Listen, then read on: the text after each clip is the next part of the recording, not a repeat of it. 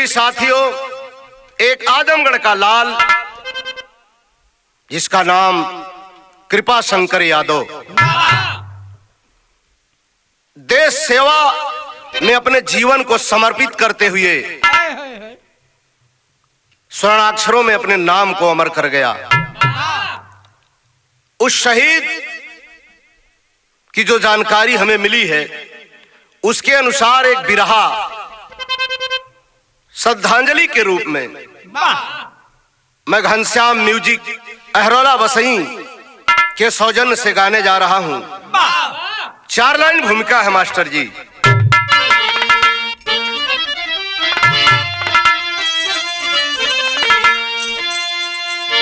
सेवा का अवसर सभी को तो मिलता, मगर तन निछावर वतन पर किसी का। सेवा खुली है चुनौती चमन में, अमन में दफन है कफन सर किसी का। सेवा गई तो गया सारा जीवन, बस याद रह जाती है बाकी यारों। सेवा घुमाई गली दर गली है, दयाराम अंजाम से तू न हारो।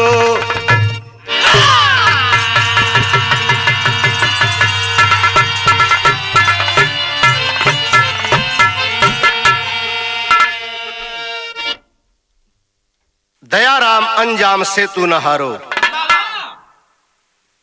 गीत का लाइन मास्टर।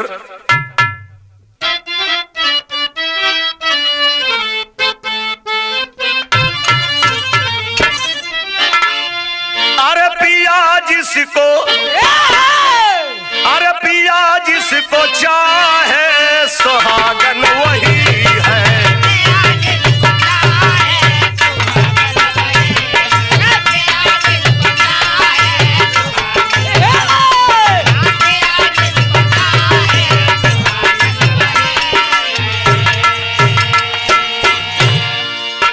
पिया जिसको चाहे सुहागन वही है।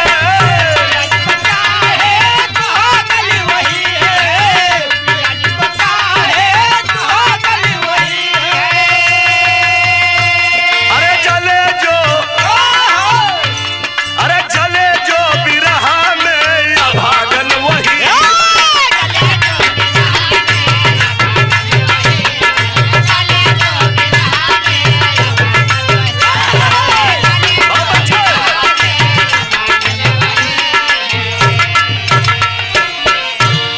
लेकिन बिरहा के अंदर कभी लाइन लिख लो मास्टर। अरे वतन की है गरिमा बचाना सभी को।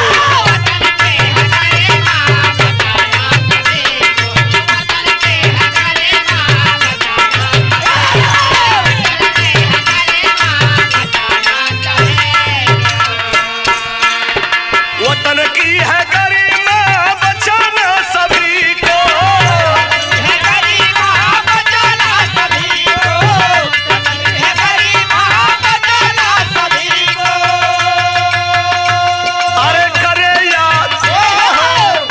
अरे करे याद सब दिन जमाना उसी को।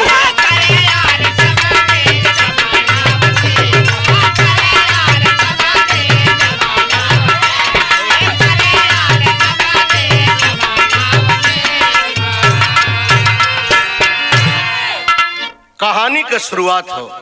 कहानी कहाँ कहा।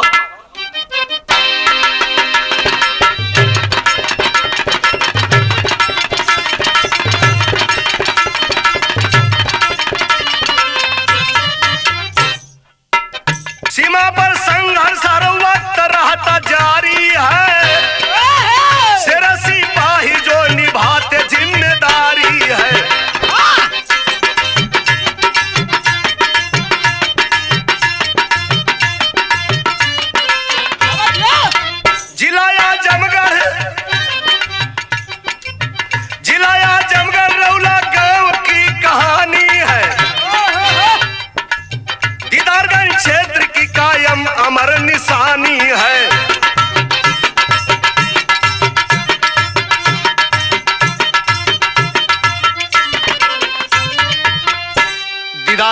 विधानसभा नंदाव रेवला गांव की कहानी है। इसी गांव में कुमायूं रेजिमेंट के सिपाही दयाराम रहे, वतन रक्षा के लिए देश में सरनाम रहे।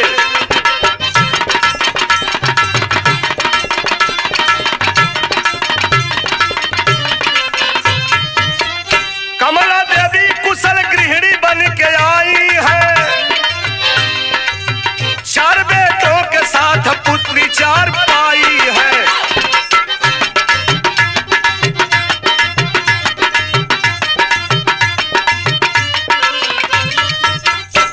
चारों बेटों का नाम क्या है? उमा कृपा दोनों है फौज के जवान बने, उमा कृपा दोनों है फौज के जवान बने, जीवन समर्पित अपने देश की है शान बने।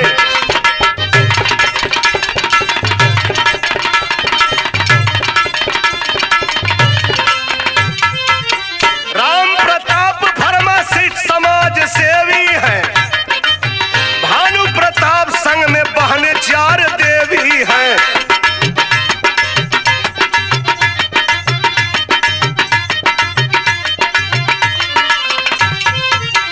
अपनी कलम से कवि 4 बहनें भी हैं। दयाराम यादव के पास 4 पुत्र के अतिरिक्त उनका भी थोड़ा सा परिचय दिए हैं। नाम क्या है? चंदा श्यामा आरती प्रेमा जिनका नाम रहा, चंदा श्यामा आरती प्रेमा जिनका नाम रहा, सभी की सेवा करना मिलके इनका काम रहा। 4 पुत्र हैं, 4 पुत्रियां। चारों पुत्रों को अपने निकट बुला के एक दिन कुमायूं रेजिमेंट के सिपाही दयाराम यादव जी कह रहे हैं। मास्टर कैसे कह रहे हैं? धुन हो।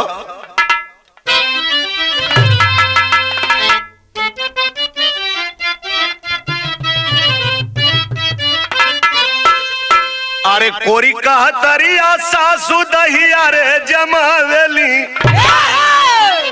कोरी कह दरिया सासू दहिया रे जमावेली, अमृत नावली जो रनवा राधा हो काधा मन मोह।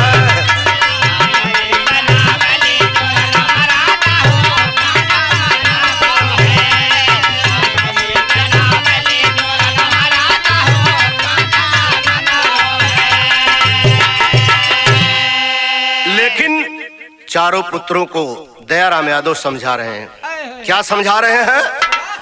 करा तैयारिया बाबू बचवन के बतावल, अरे करा तैयारिया बाबू बचवन के बतावल, अब बनी जइबा फौज के जवनवा बेटा हो फेटा काशी के लबास।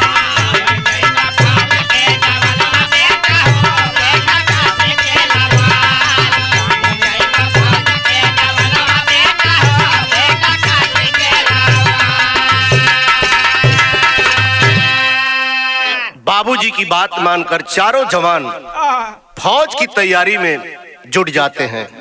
होता क्या है? तन के तपवल बेटा मारी के रियाज हो, अब भइले फौज में भर्ती बदलल मिजाज हो।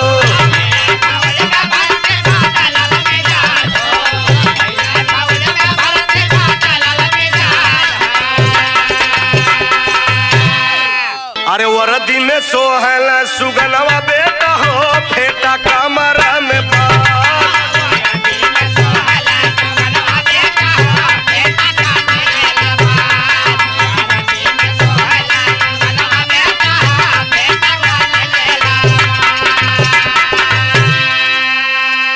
दो लड़के फौज में भर्ती हो गए, उमा शंकर यादव और कृपा शंकर यादव। अभी 1-2 महीने पहले उमा शंकर यादव फौज से रिटायर होकर आए हैं, लेकिन कृपा शंकर यादव अपनी ड्यूटी को बाखूबी निभाते हैं। एक दिन हिंदुस्तान के शांति समझौता के अनुसार अफ्रीका के कांगो देश से मदद मांगी जाती है। हिंदुस्तान से कुछ सैनिकों की टोली जाती है अफ्रीका के कांगो देश में। उसमें हमारे देश, हमारे प्रदेश, हमारे जिले का वो लाल कृपाशंकर यादव भी जाता है। तो कवि को लिखना पड़ा मास्टर, गीत बदल गई।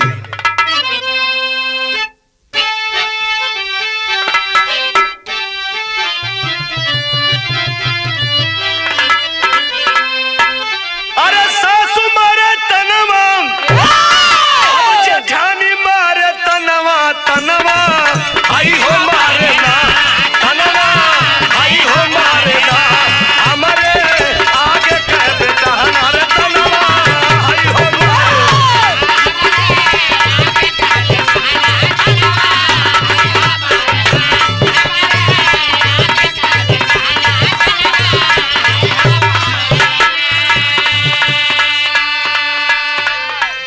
लेकिन बिरहा के अंदर भाव हो, अफ्रीका दौर में नवा भाई ने कांगो में तूफानवा, नौजा वनवा चलल, अरे नौजा तो हमारे देशवा के रतनवा, नौजा वनवा चलल ना।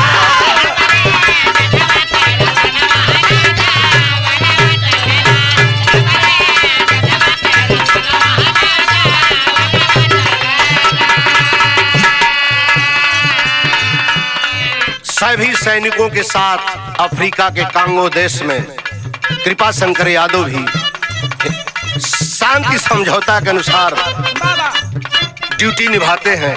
कवि को लिखना पड़ा, कृपाशंकर यादव जा संभाले हैं कमान के,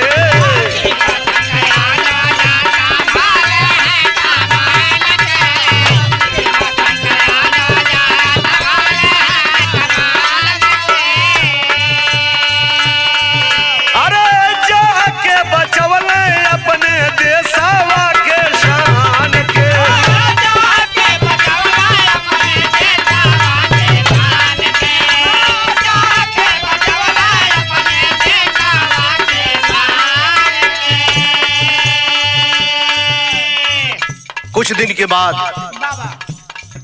हिंदुस्तान से अफ्रीका के कांगो देश में गई हुई सैनिक टोली वापस आती है। जब वो वापस से आती है तो कवि लिखते हैं कैसे, जब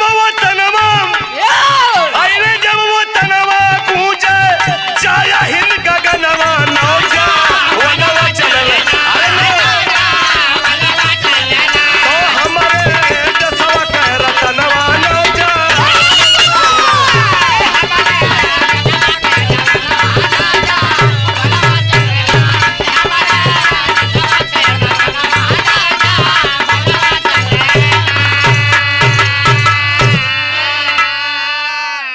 कृपाशंकर यादव और सैनिकों की टोली जब वापस आती है, देश में उनका सैनिक सम्मान किया जाता है और फिर हिंदुस्तान के कोने कोने, हिंदुस्तान के बॉर्डर पर उस सैनिकों को भेज दिया जाता है।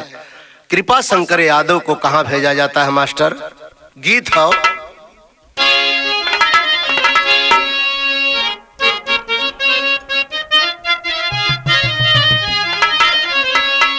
माता बहन शादी ब्याह के अवसर पे गावे लिए है गीत के। ठाड़ रहो मुरली वाले, अरे ठाड़ रहो मुरली वाले, गगरिया घर धैले आई,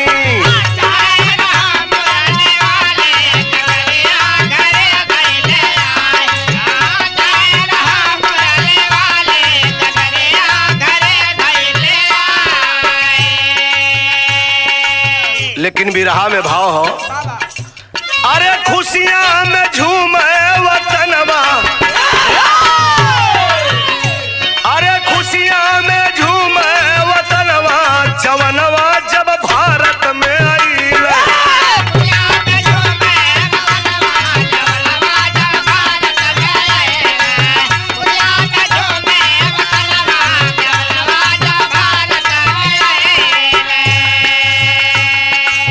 कृपाशंकर यादव की ड्यूटी कहां लगती है, भारत चीन सीमा पे ड्यूटी संभारल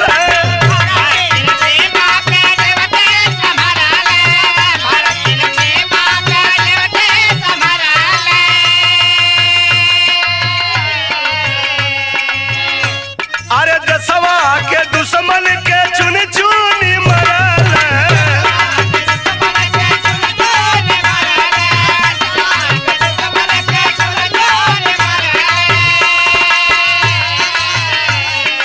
लेकिन चोटिल हो गईल सुगनवा लेह लद्दाख भारत चीन के बॉर्डर पर ड्यूटी लगती है और आतंकवादियों से लोहा लेते वक्त कृपा शंकर यादव चोटिल हो जाता है। चोट काफी गहरी है, यहां तक कि सैनिक अस्पताल में कृपा शंकर यादव को भर्ती करना पड़ा और अस्पताल में भर्ती है वो कृपा शंकर यादव हमारे देश का जवान और बेड पर लेटे लेटे सोच रहा है। मास्टर टेरी का भाव हो।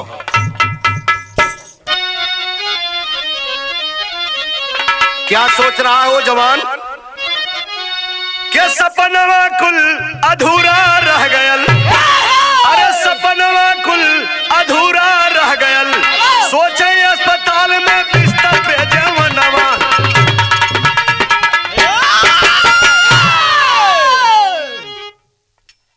सैनिक अस्पताल में कृपा शंकर यादव भर्ती किए गए बाबूजी। हालत में जब सुधार नहीं हुआ तो विमान द्वारा सैनिक लखनऊ पीजीआई अस्पताल में लाते हैं, भर्ती कर देते हैं। और जब सैनिक अस्पताल से कृपा शंकर यादव लखनऊ पीजीआई में भर्ती हो जाते हैं तो कवि विदेशिया के लाइन में लिखते हैं मास्टर,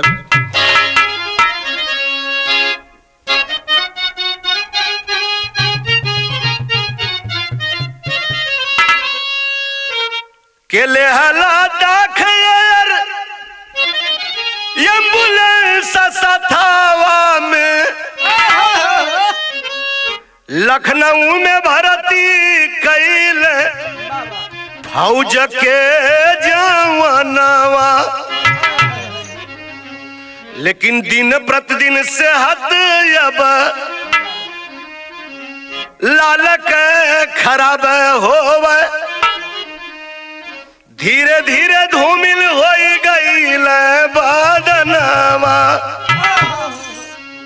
हालत में कोई सुधार नहीं होता है। आखिर एक ऐसा दिन आ गयल जौने दिन के अपने बाणी से कहे में हिम्मत नहीं पड़त हो। वो दिन कौन रहल?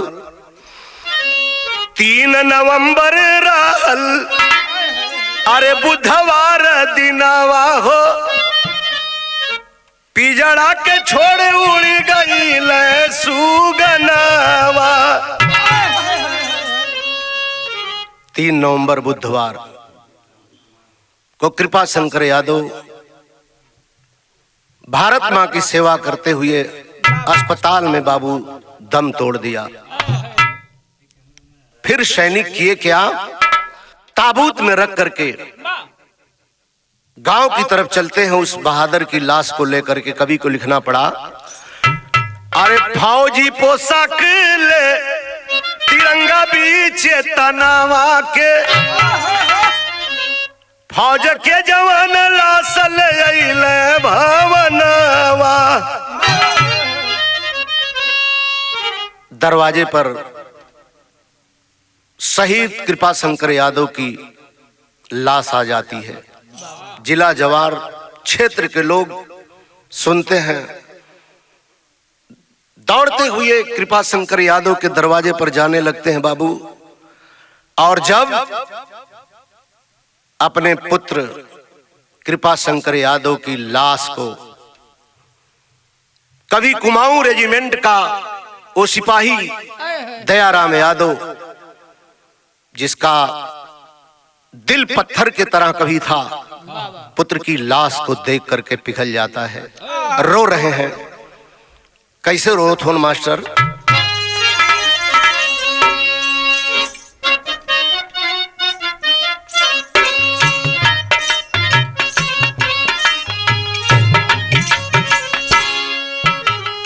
लसिया देखा त सब कर बरसैले आखिया हो, लसिया देखा त सब कर बरसैले आखिया हो, बाबू रोवल दिल खाए हो। लसिया देखा त सब कर बरसैले आखिया हो, बाबू रोवल दिल खाए हो। बाबूजी रोत हवन। बाबूजी को रोआई सुन के सब लोग एकदम गमगीन हो गईलन। कहलन का बाबूजी एक लाइन अपने शहीद बेटा कृपा शंकर की लाश के सामने, पहले मातारी तोहर छोड़ी देहली संगा हो, पहले मातारी तोहर छोड़ी देहली संगा हो, तू गईला ही रहू पार आए हो। पहले मातारी तोहर छोड़ी देहली संगा हो, तू गईला ही रहू पार आए। और का कहलन तीनों बचवा कृपा शंकर यादव का खड़ा हुआ बचवन की ओरी अपने पोतन की ओरी देख करके दयाराम यादव कह रहा हुवन, बोझल नेवारिया के परवा लगाई है हो, बोझल नेवारिया के परवा लगाई है हो, बोझल नेवारिया के परवा लगाई है हो। बचवा तोहार के पापा बोलाई है हो, बचवा तोहार के पापा बोलाई है हो, बचवा तोहार के पापा बोलाई है हो। गीता सुहागिन हो गईली अभागिन हो, गीता सुहागिन हो गईली अभागिन हो, गईला तू टुअरी बनाए हो।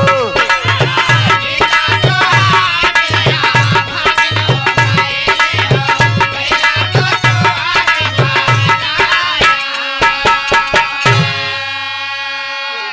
चार बहन ही भाई के देख के चारों बहन निकट पहुंचलिन, फफक फफक के रो रहलिन। कभी भाव दले मास्टर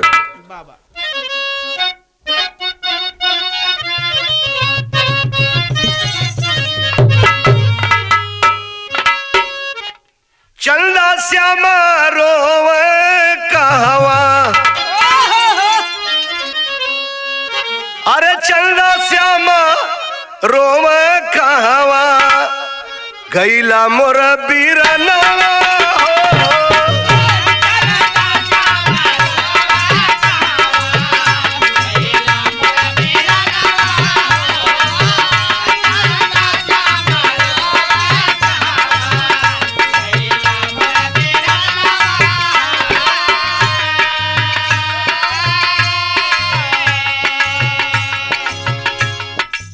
आरती प्रेम रुए,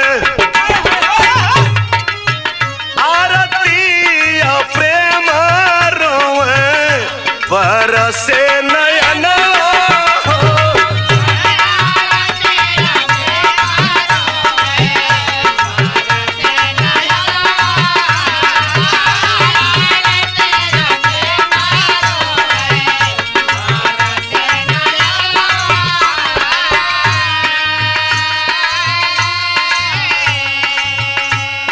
बड़े भाई उमा शंकर यादव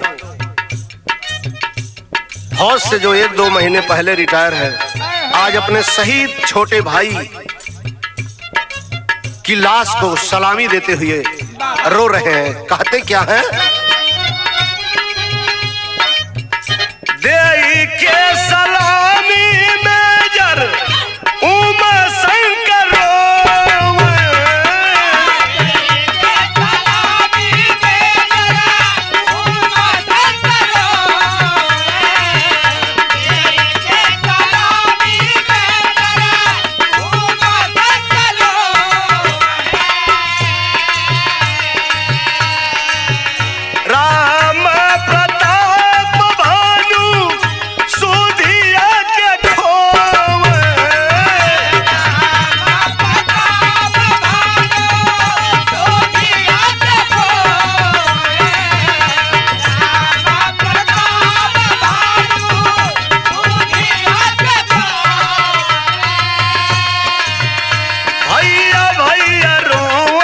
कही के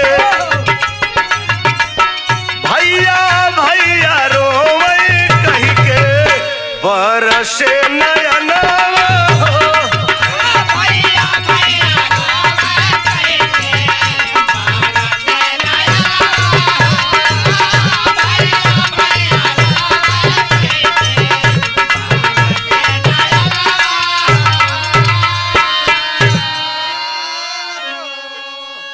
ए बाबू पूरे परिवार पूरे जिला जवार कर रो के हालत खराब बा, लेकिन दुल्हन का रुदन शहीद पति के प्रति तो कुछ औरी रहल। कैसे दुल्हन रोवत हो जोने का नाम हो गीता, लाश के करीब बैठ के सीना से सीना अपने पति के सटा के दुल्हन रो रहल। मास्टर कैसे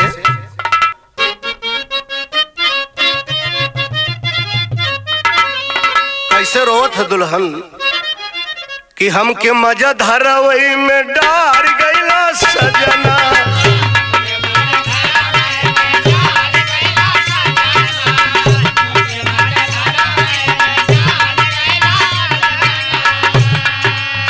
साजल सपनवा बिसार गईला सजना, हमार गईला सजना, हमके मजा धरवई में डार गईला सजना।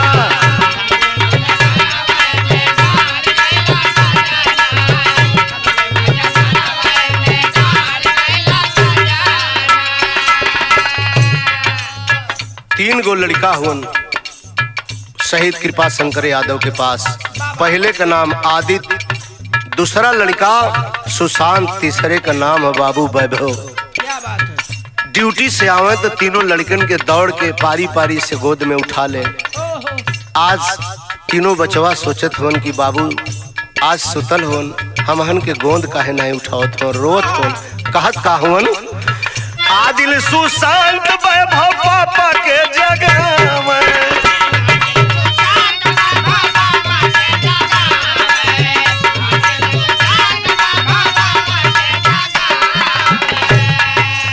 कहत कहवन आज काहे पापा नहीं गोदिया उठावे,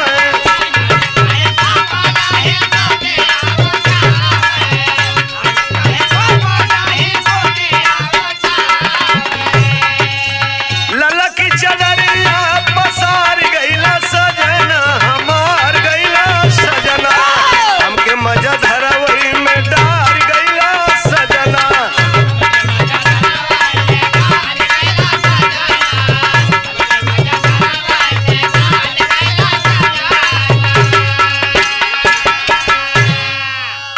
अंततो गत्वा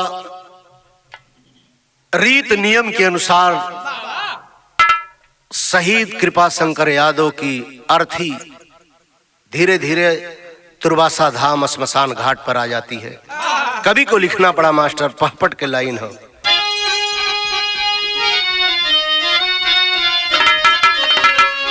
के अंतिम क्रिया का भइली तैयारी अखिया बरसैले और जुटी के रोवे गावपुर नगरी अखिया बरसैले।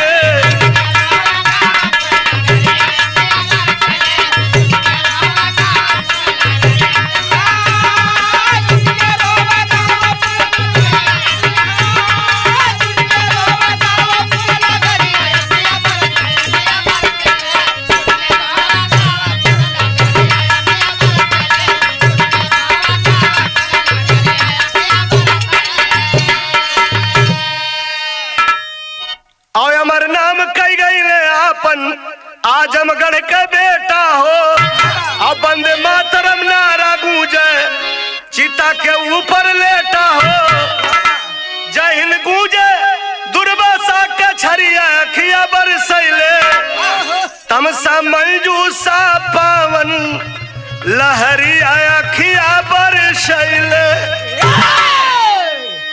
चिता सजावल गई, सैनिक सम्मान के साथ जवान के सलामी दिहल गई, मातमी शोक धुन में बाजा बजल, लेकिन अंत्येष्टि का प्रक्रिया पूर्ण हो जात। मास्टर अल्लाह के लाइन हो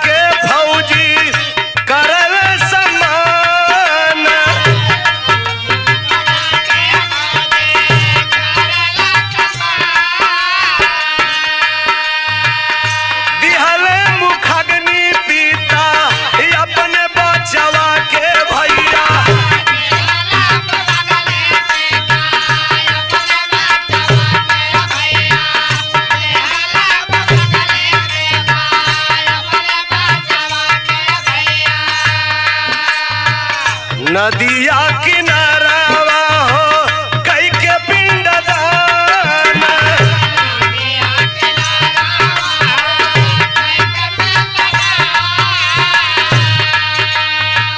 चिता के लवारिया खा बारिया बतावे भैया,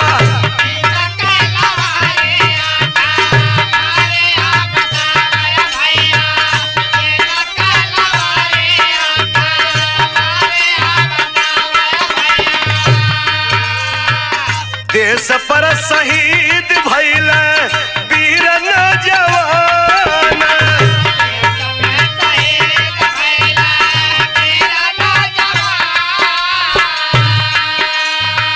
सत सत नाम नौआ आवजे भिकार भैया,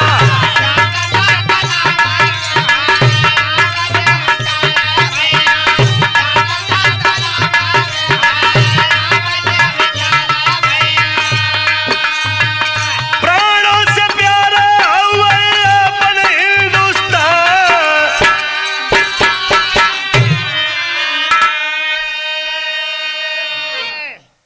आखिर एक शहीद के चिता राख के ढेर में तब्दील हो गई बाबू।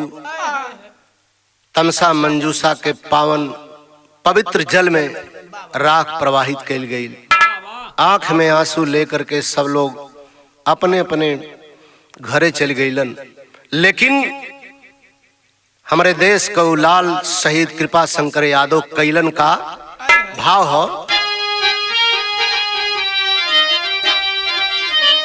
के स्वर्ण में अक्षर में नमवा लिखाई सरवा, तय अमर भइला तोहार कीर्ति गवाई सरवा।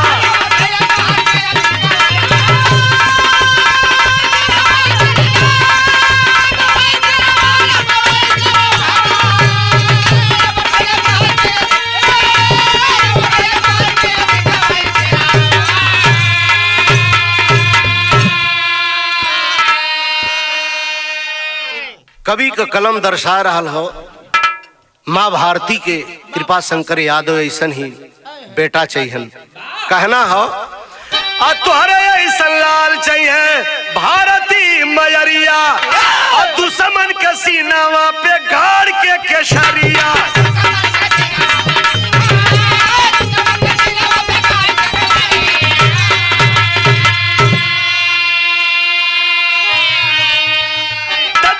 तिरंगा लहराई सरवा, तय अमर भइला तोहरी कीर्ति गवाई सरवा।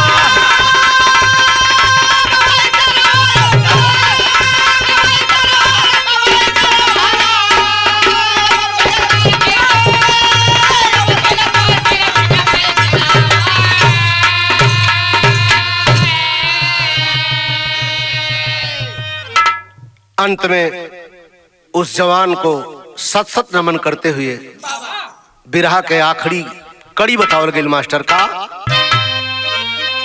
गुरु बिहारी गुरु गणेश भारत वीरों का देश, रामदेव बेचन चंद्रिका कोई न पवल, सपनवा कुली अधूरा रह गयल। संजोग के बाद शहीद कृपा शंकर यादव के पिता का नाम भी दयाराम यादव, और ये बिरहा के लिखे वाले का भी नाम हो दयाराम। ये लिए कहना हो कि सपनवा कुल अधूरा रह गई,